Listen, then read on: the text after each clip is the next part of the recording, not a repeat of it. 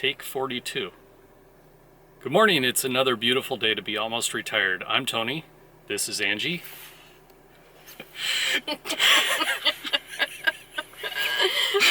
Oh, that's awesome.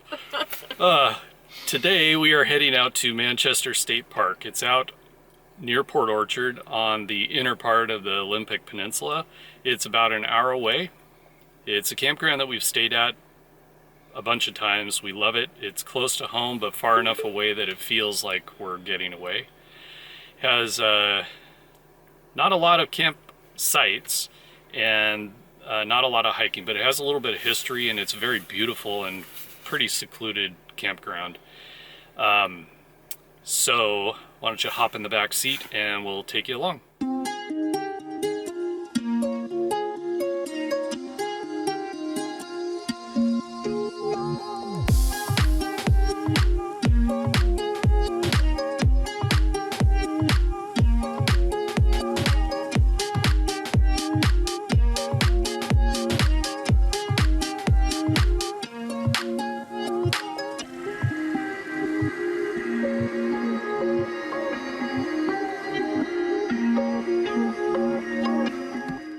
We're at Manchester State Park. We're down at the beach of the day use area. We're going to be going up on a hike that's near here, and I'll show you a couple of really cool old historic features.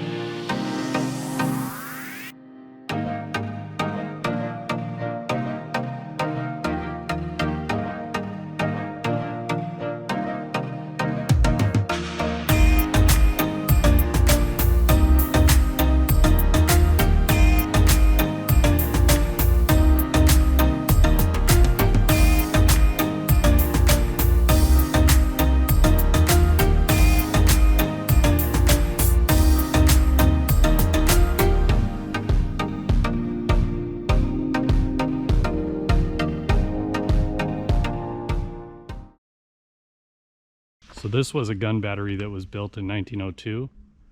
They never ended up installing the guns. They installed the guns across the way, what was Fort Ward.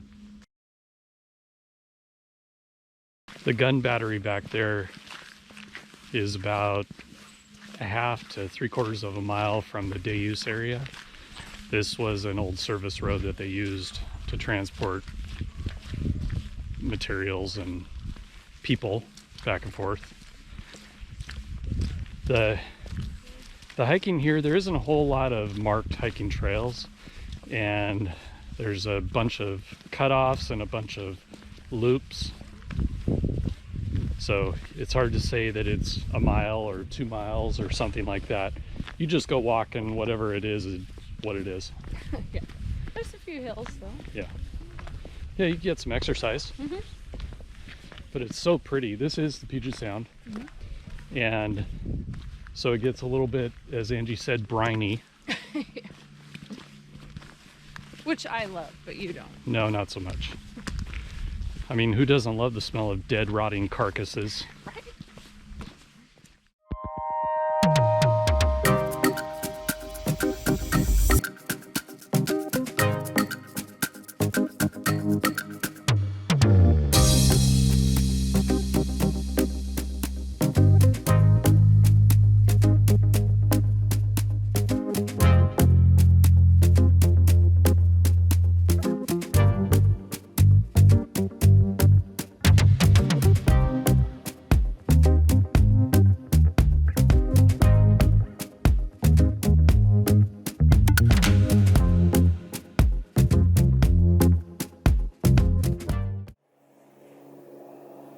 going to talk about how quiet it is here, but all the airplanes, jeez.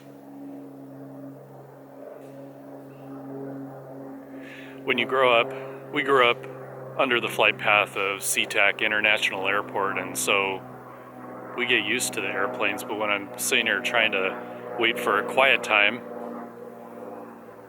constant. So we're in Site 8. We decided to eat some lunch in one of our favorite sites, and the park's pretty empty camping-wise today, so we just backed in, grabbed the picnic table, and had some lunch. But I wanted to show you what the sites here, not all of them, but a lot of them are pretty secluded. Got the fire pit and the picnic table, but there's some pretty good privacy, a lot of nature. This one has the water and power hookups. Let's talk about Manchester State Park. Sorry. Let's talk about Manchester State Park. So we showed you the brick building down there. That was called the Torpedo House. Mines were called torpedoes, so those big round things were torpedoes. That was something that I didn't know. That building you can now reserve for day use to do a wedding or reunions or birthday parties, whatever you want. Whatever you want in there, you can use it for. And it's really pretty rustic, and I think it has a fireplace. Maybe, yeah, I think so. Oh, not maybe. Well, I don't remember going in. Yeah, I think it has a fireplace in the back. Oh yeah, right here. With its stone fireplace, weathered beam Good ceilings, windowless arches, so if you want it to be warm, you don't got that. Well, I'm not sure if they're in August. That's true. So the park has 50 campsites, it looks like. 35 standard and 15 hookup sites. There is a big group site up in the area up there. The big group site, I think it's gravel. I think it's a big gravel open area, but there is power and some other things up there. Saw on here that there are 2 miles of hiking. Today we did 1 mile of hikes, and it's really not a big loop that you go around. It's got a bunch of different ways that you could go, and I think it equals 2 miles. But Well, there's also that other one by the guard ranger station, right? so that might be the other mile. So when you're camping in Washington State Parks, you don't need a Discover Pass. If you're coming to visit, use day use, then you could either get a day pass or the Discover Pass. When you're camping, it's included in your stay. You don't have to pay anything additional. If you're camping here, you get 1 vehicle. If you want another vehicle, it's $10 extra per night. Why do you like Manchester? I like the solitude of this site in particular, but I like that it's a smaller park, so it's a little quieter. I mean, even when kids are playing and people are dabbing or playing music, it's not, a party park. Yeah. Some of these other parks we've stayed in, there's so many people there that you can hear parties going way down the road. Yeah. But, And they're far enough apart that conversations aren't carrying into your site. You might hear people chit-chatting, but not anything major. yeah. If we haven't ever said it, we're kind of solitude kind of people. We love being quiet in nature and having some privacy and being able to just hang out, just the two of us. Close to Manchester State Park is little town of Manchester, which is a cute little seaside town. There's some restaurants and some kitschy little shops. Marina, yep.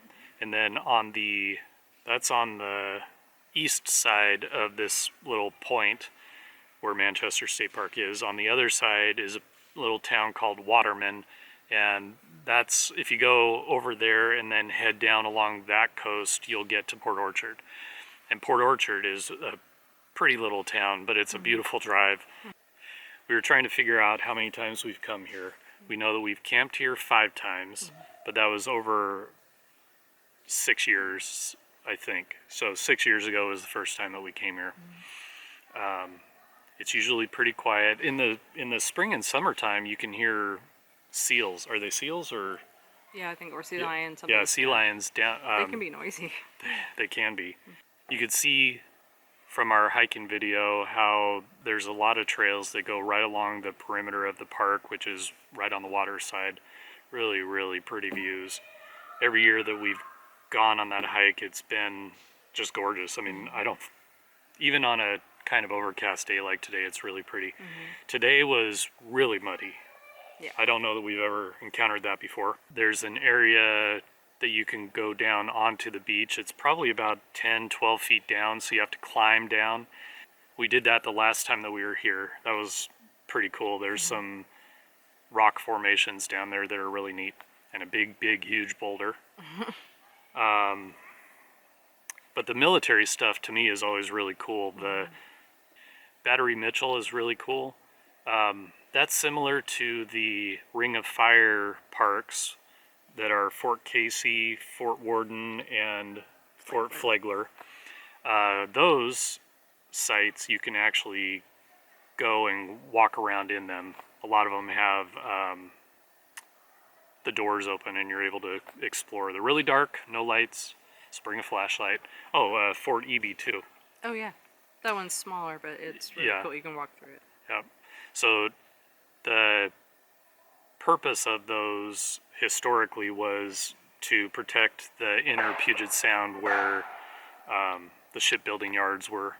And then during World War II, when there was airplanes, they became obsolete, so they just became training grounds and that kind of thing. But it's really interesting. If you have a chance to visit these parks, even if it's day use, just plan a few days where you could kind of hit each one. It's really interesting and very, very pretty.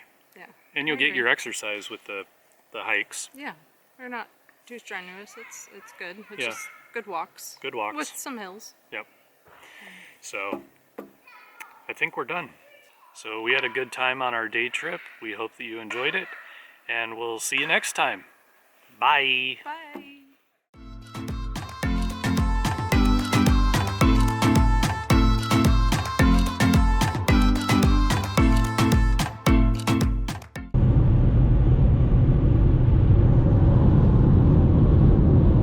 Good morning. It's another beautiful day to be almost retired. I'm Tony. This is Angie. You go way up here. Hi. Oh, okay. Start over. I'm not gonna weigh this time. You aren't? No, I didn't last I think time you should. either. Do that. Please do that. Oh my gosh, that'd be so funny. Right. You'll laugh though. Then you won't be able to go on. I know, but it'll be so It'll be funny. good for the outtakes. Okay.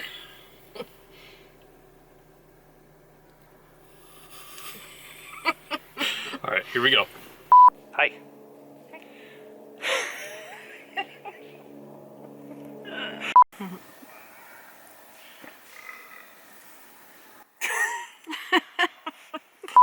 That is a camel in 45-degree weather in Washington State. What is going on?